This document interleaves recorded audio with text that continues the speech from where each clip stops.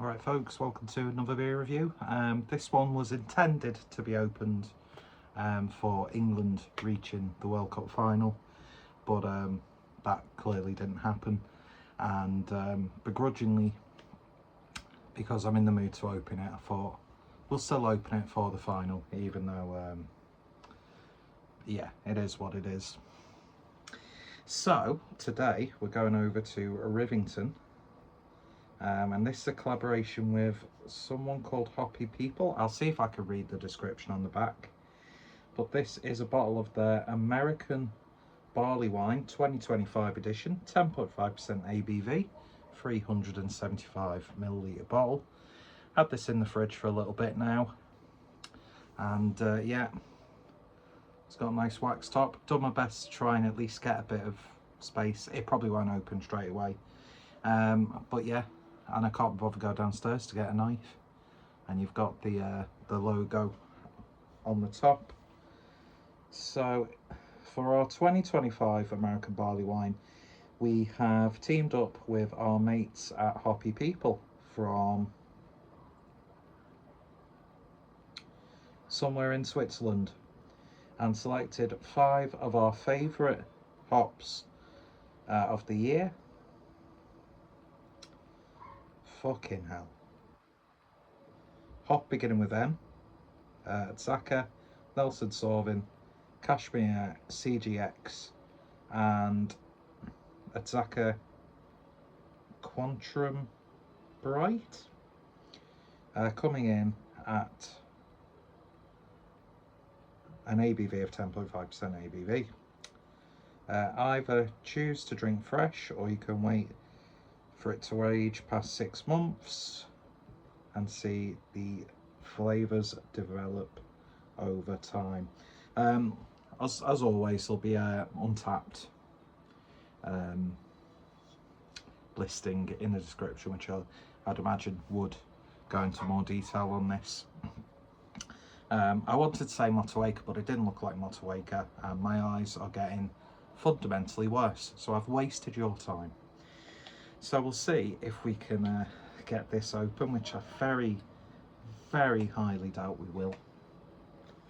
At least we can try and claw away at the remaining wax off there. Can I just peel it off? Yeah. So yeah, a bit gutted really. Even though I started at the start of the tournament, like, do you know what, I'm not really going to watch it. Don't really care about international football. Been going on for months about how much I don't care about international football. But you know, you get into it, don't you? Even if you're not a fan of football, you do tend to watch a few games of the Euros or the World Cup. And yeah, even went so far as to get the sticker book, which I can't lie, started it a little bit late. But I'm committed now, and it's a good little project for when it gets a bit quiet in my last hour of work, just to reminisce about the good old days. God, I had nowhere near any of this peeled enough to get the bottle opener in there. Oh, man, it's like peeling wallpaper in it, but a lot more tedious. Beautifully presented bottle. I think I might have had one of the other barley wines. I've got a feeling if I did, it wasn't my bottle, probably Mersey Beers. Yeah, but I thought, fuck it, I'm in the mood. There we go, it's off now. So that's what it looks like without that, as if you needed to know what a silver bottle top look like. So, should we get it open? If the bottle opener will get it open and it doesn't gush everywhere. Using my beat glass for this one. Oh yeah, there was a nice little bit of smoke on the opening there, which you don't really... When's the last time I saw like smoke on the opening of a beer? I can't remember. But yeah, look at that, looks fantastic. Looks like a melted chocolate the way I'm seeing it on camera. But yeah, a really nice oaky sort of brown colour. It's coming out a little bit more. Literally looks like chocolate milk in the viewfinder on the phone. Just a lining of a beige head. Let's see what we get on the nose then. Oh man, that smells beautiful. That is so inviting. Oh yeah. Of course, you are getting a little bit of like a fruity, hoppy aroma coming through. I think the American barley wines tend to be more on that side compared to a British barley wine, which I think is more like rooted in the malt profile. But you are getting the almost like a West Coast hop profile coming through. A little bit of licorice, a little bit of chocolate. Lovely sticky malt. Oh yeah. Do you know what it reminds me of? I think there's only a select few places in the UK that stock this. I know you can buy it direct from the website, but a crate of it is stupidly expensive. He's going back to Germany now. There was a drink that comes in a big glass bottle. I don't think it originates in Germany. I think it's just very popular in Germany. Called Club Mate. It's spelled Club Mate, but I think it's pronounced Mate, which is a little bit, from what I can remember, like a slightly malty beverage. They do an iced tea version of it, which was my sort of like pick up a few bottles to put in your bag as you're walking around Berlin when I went there a couple of years ago. And it reminds me of that. Although I'll probably get a bottle of that, open it, and I won't be reminded of this beer, and it probably won't smell anything like it, but it's just amazing where your head goes, really. But yeah, it's got a beautiful malty sweetness to it. It's almost like it's like pepperiness coming through. A little bit of like clove, star anise as well. And that hoppiness just works beautifully well with that. Almost has like a slight Rauch beer. Character peated malt. Mate, there's a heck of a lot going on with that. It smells absolutely phenomenal. I haven't had a barley wine for a hell of a long time, so very much looking forward to cracking this open and probably catching the second half of the final. As long as Messi only scores 1 goal, I'll be fine, because I'll win my my bet for Mbappe being winner of the Golden Boot. So don't care what the result is. Ideally, I want Spain to win, even though I kind of appreciate the shithousery and fugginess of Argentina. It sort of reminds me of like old school football. We don't need to talk about the sign that they paraded at the end of the game when they beat us. And I think they've like had basically a pardon to be allowed to still have that sign saying that the Falklands is theirs, even though Argentina did not exist until after, long after we actually, what's the word, got the island. But one thing I would say is, let them think that. Is it disrespectful? Fuck yes. Are they welcome to try and invade again? See what happens if you do. Obviously, it's disrespecting not only people who live in the Falklands, but of course the people who fought and died in the Falklands War. And I get the upset, but do you know what? Just let them be knobheads. Rise above it. Don't let them get to you. Anyway, that's my little spiel. And they say keep politics out of football. Why were people flying Palestine flags? Anyway, enough said. Cheers everyone, this smells terrific.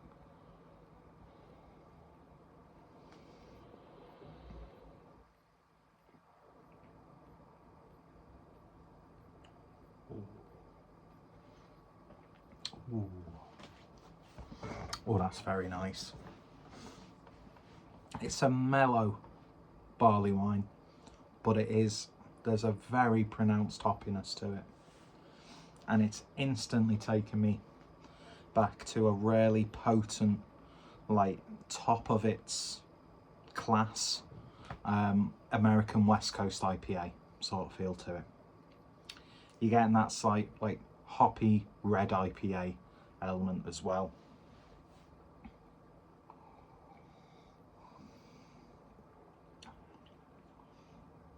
A little bit of like if you had a dark wafer biscuit in there. Beautiful bitterness throughout. It's a little bit clawing on your palate as well. Sort of reminds you of like the after effects of stuff like ginger, star anise, nutmeg, that sort of thing, cinnamon. He has quite a lot of cinnamon in this actually, the more I think about it.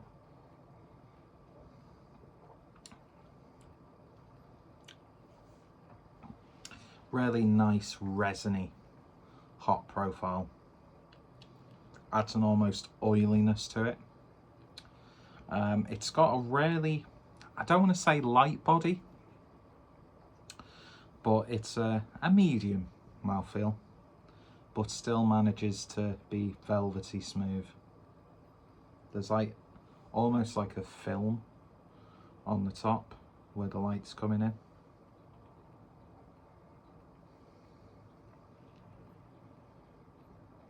Now obviously bearing in mind, I don't actually know when they released it, but it's the 2025 variant release. So I'd imagine the beer has of course changed over time, but no matter what it's aged, it's still retaining that hoppiness.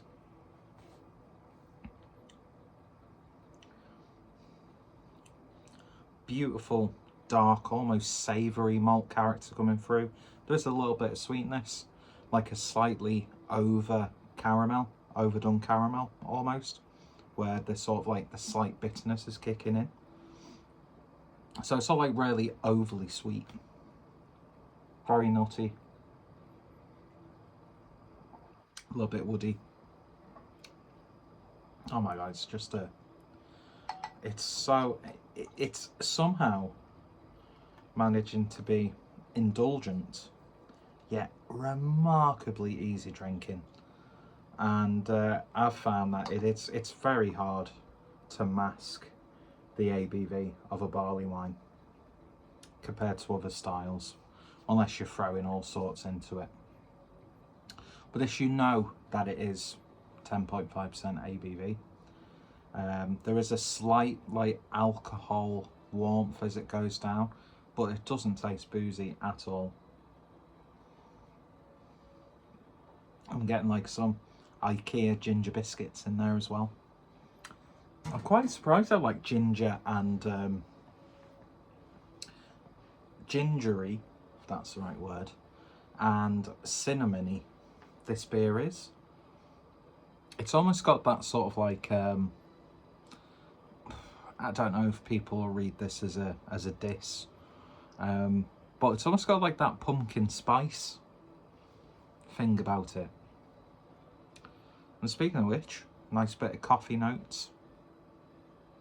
I think it's one of those beers where every time I take a sip, I'll pick up something new, or I'll pick up something that I didn't pick up before, or I'll not pick up something that I picked up 5 sips prior.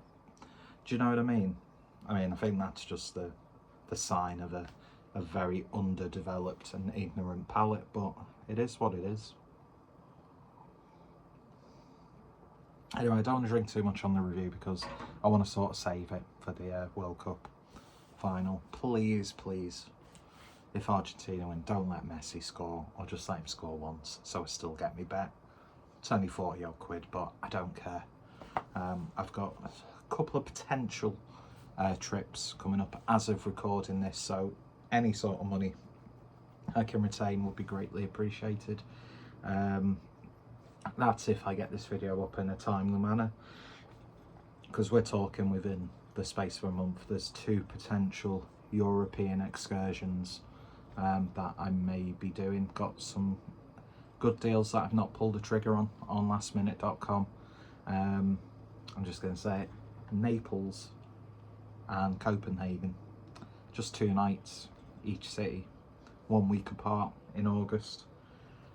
Just pretty much last minute, found some potentially good deals. Whether they're still there, when I go to book it, probably not. I'll just find somewhere else. I'll find somewhere that's cheap. I could go to Poland, I can go to Estonia, I can go to anywhere where it's only a couple of £100 for me flights and 2 nights in a hotel. Definitely not hostel, because I'm never going ever, that was my Alan Partridge impression. I'm never ever gonna go to a hostel on my own. Especially if I've been drinking, I don't want to subject strangers to my absolutely awful, gut-melting beer farts that I seem to have.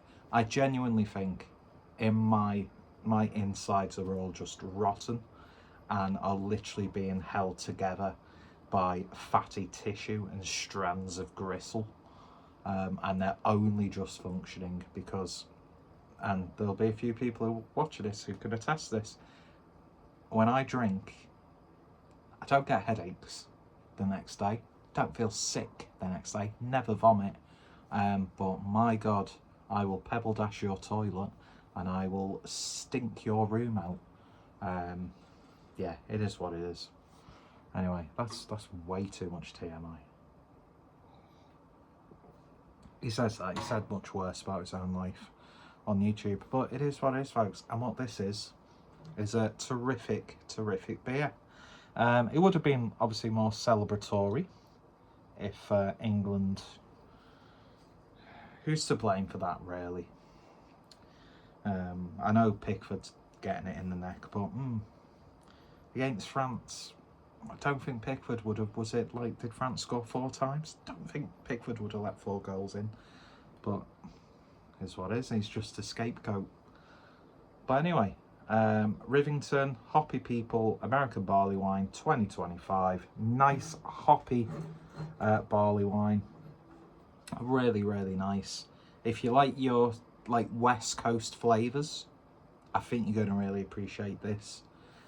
Is it the greatest barley wine that I've ever had? I'd say it's going to be relatively up there. I'm sort of like in between what I like when it comes to a barley wine, because I like it when it's very hoppy like this, but then I like a very traditional, very malty, like 1930s beer tasting beer. Anyway, but Rivington, Hoppy People done a terrific job there. Rivington, just a phenomenal brewery, as everyone watching this will already know. Hoppy People I've not heard too much of, but their information will be in the description. Anyway, I've taken up way too much of your time, and yeah, if you've tried it or any of the other vintages, then let me know your thoughts, opinions down below. And yeah, thank you for watching, take care, stay safe, and up the toffees. I'm scum.